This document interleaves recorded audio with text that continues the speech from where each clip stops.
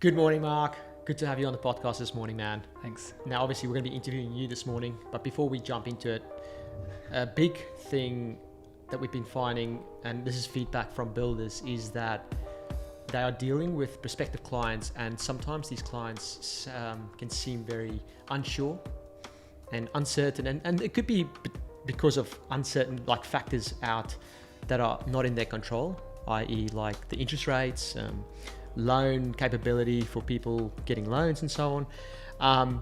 But today we're going to dive into how to overcome that, how to take someone from being a potential uncertain client, prospective client, to actually being very certain and confident.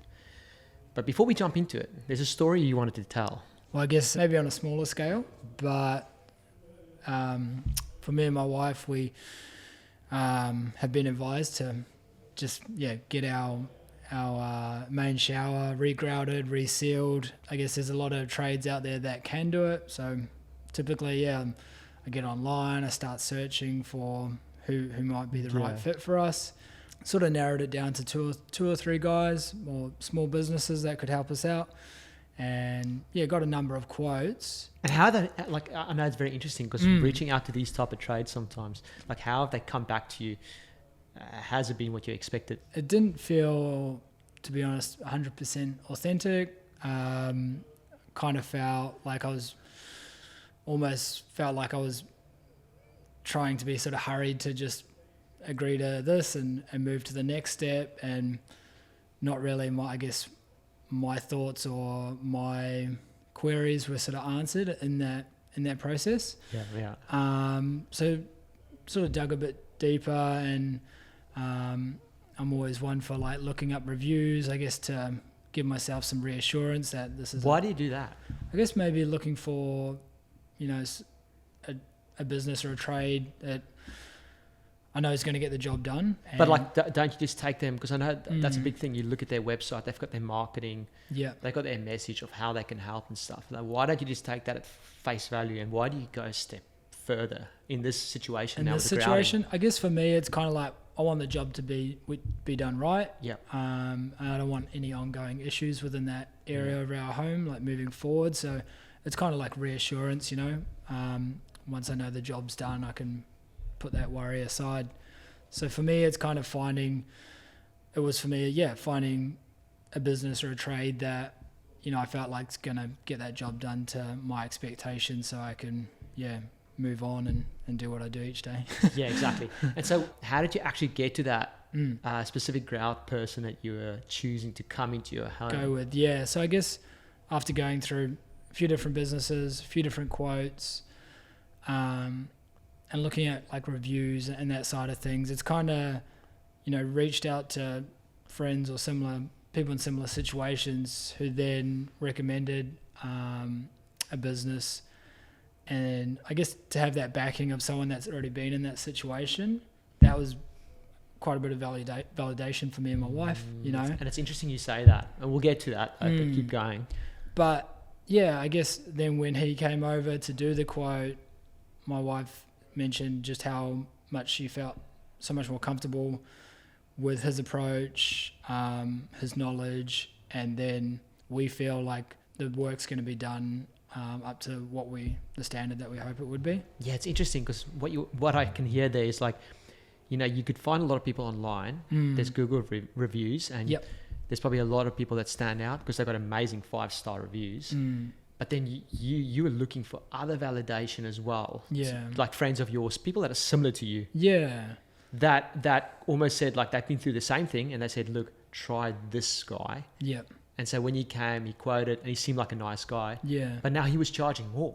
And so why did you guys decide on going with him? It might be a bit more than the guy beforehand, but it's just felt like, he actually cares about the work he's going to be doing. We weren't, felt like we're sort of rushed and pushed through the door. And it's like the value he was providing, it was so much more worth you guys just knowing that he's going to get it done. That's it. It's I think might be a little bit more, but it's going to be done to what you hope it to be, and then it's something you don't have to worry about moving forward. Yeah, it's interesting because that's and like how do we like now relating this back to builders? I think it's the same thing. Like when you're looking to build, you're going to ask friends, you're going to ask people out there because you want someone that can validate someone, and then when they come to you, and even if they cost more, just you knowing that they're going to get the job done, it's like, man, I'll pay that extra bit. And I think with like building a home, and especially if it's like maybe your first home that's being built, it's like that whole process can be like pretty foreign to everyday people who aren't in and around the building industry. So I guess having that big unknown, and it can be such a, I guess, as they say, like the biggest investment of someone's life or that couple's life.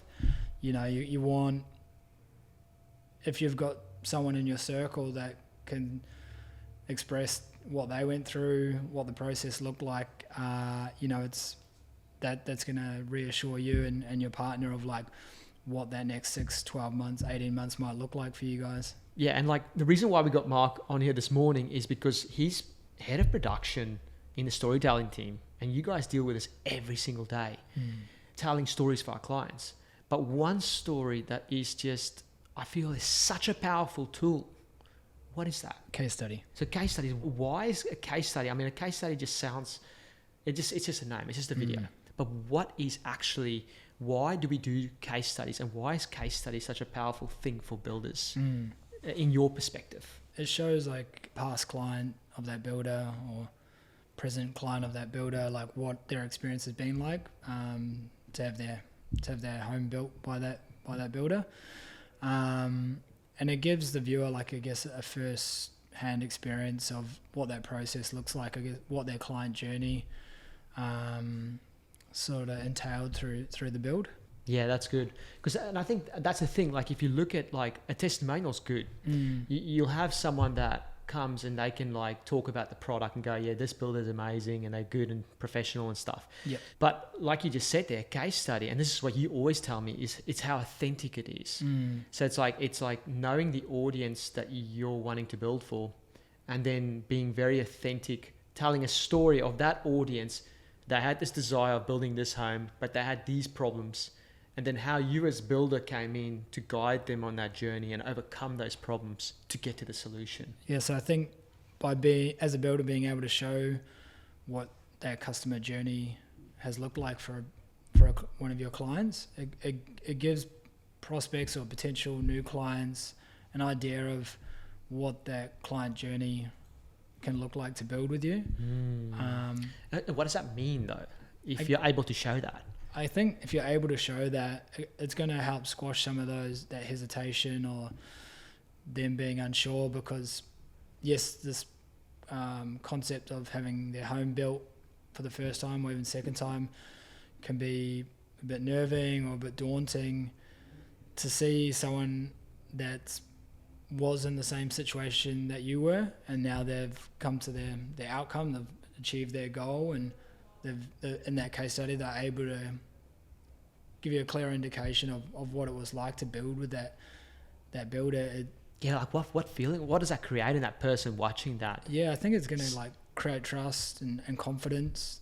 Gives them an understanding of what that process looks like, and the builder being the solution of helping them achieve where they're trying to get to. That's great. And like, if we go a little bit deeper here now, and we go to like when you guys are like, as a team, when we're creating these stories, because we don't just go get nice words from someone, like that's just a testimonial, but like the case study, like where do we really focus from, like the conflict, like the problems, the false beliefs and stuff? If you dive into that a bit and just explain what are the things that we try and get clear on in a case study, and then why do we do that? Yeah, a big thing for us is, and it's kind of like the pillars of storytelling, is like desire and conflict, journey and solution. But it's like, what is that potential client's desire? Like, what do they want to achieve? And that could be, they want a home on acreage, 4 bedrooms, something that like really fits their needs and their family's needs. But the conflict is, again, I'm just giving examples here. They don't know where to start. They they need to find a builder that can help them achieve that goal or that desire that they're looking to achieve. It's almost like they've got, so you're like saying like there's all these different problems from just finding a builder and then trying to achieve it, but then all these little uncertainties or hurdles in their mind, like how do we do selections? It's kind of like all those things that come up in their mind of what that journey might look like, and at our end, how can we sort of tick them off in that story to sort of reassure that viewer what it, you know, that this is the right builder for them.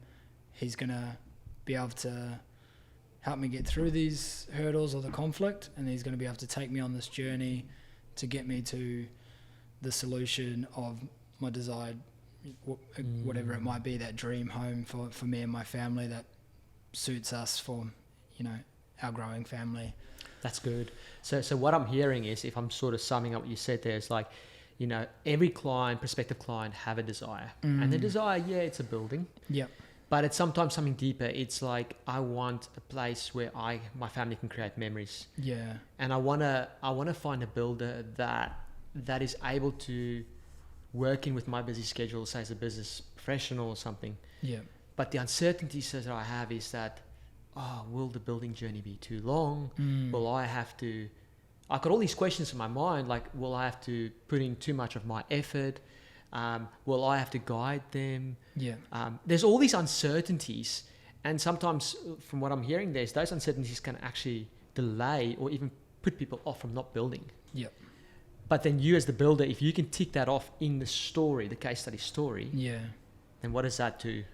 Yeah, it's just, again, it's like building that confidence within that viewer, that potential client, that you can, there might be all these hurdles or these challenges along the way, but this building company or this builder is someone who's going to help me get over those hurdles and get to where I need to. But obviously a big aspect is the visual component. It's like, what do we show?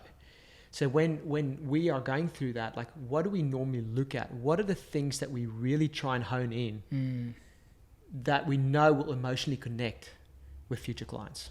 Like you say, being very clear on that builder or that company's audience, target audience, what that person or those people might be.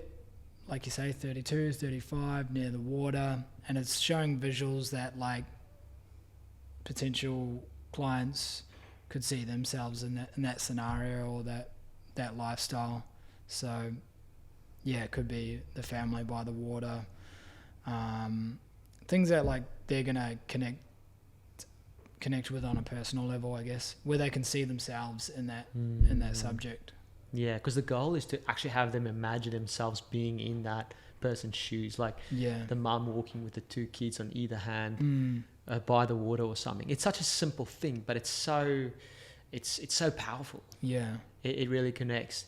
And what else would you say is something that we really put emphasis on visually? Yeah, a big important thing as well visually is if you can show what that outcome has looked like for that client. You know, you've helped them go through this process and now they've achieved that lifestyle or that home that they're really, really hoping for. And then obviously we've got heaps of stories of builders that have, you know, using these case studies. So they'll have their target audience, will create multiple case studies of different personalities. And then they have those almost as tools and give us a bit of an idea of what some people do. Just quickly, I mean, that's more a podcast for another day, but like, what do they do? How do they utilize these tools now? Yeah, I guess even, on an organic front is like, now that they have this in their tool bag, it's, they can use it on, I like that. If they're quoting or even booking someone in for a consultation, sharing that like a case study beforehand, it's going to,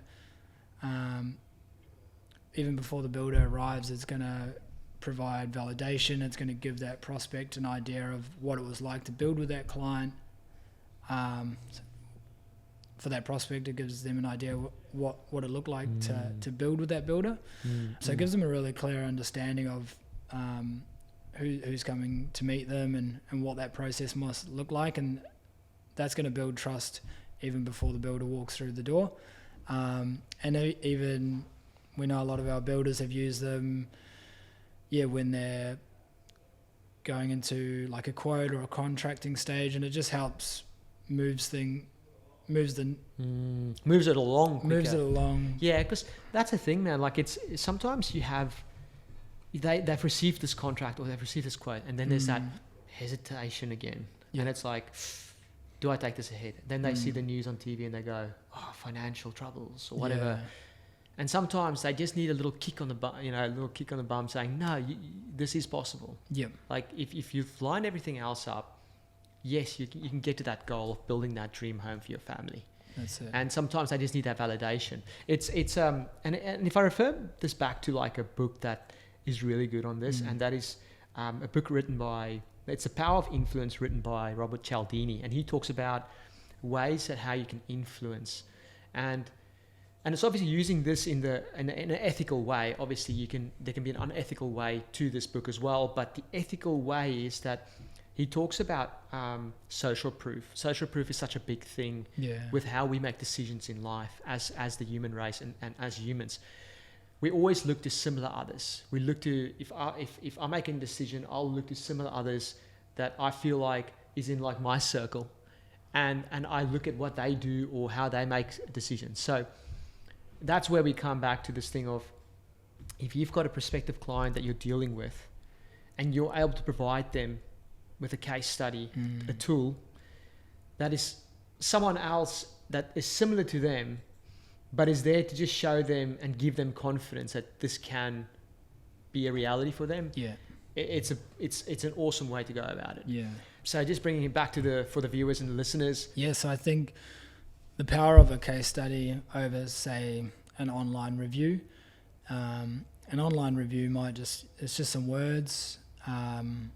Yes, they do validate the work that's been done in the past, but for someone to watch and take in a case study, they can see it's a real person, it's that social proof, and it just really personalizes that experience that person's had with that builder and their journey with them. Yeah, it's so true. It's like you say there, like that builder, or let's say if someone's got just Google reviews, they could have just got friends to say it. Yeah. But at the end of the day, like if you tell a real story with real people in it, a real home, man, it speaks a million. Yeah, and that's what like people are going to connect with. Yeah, exactly. Awesome stuff, Marco. Thanks for jumping on the podcast today, man. It's been a pleasure to have a chat with you. Thanks, man. I hope I could give some insight and a bit of value to our listeners.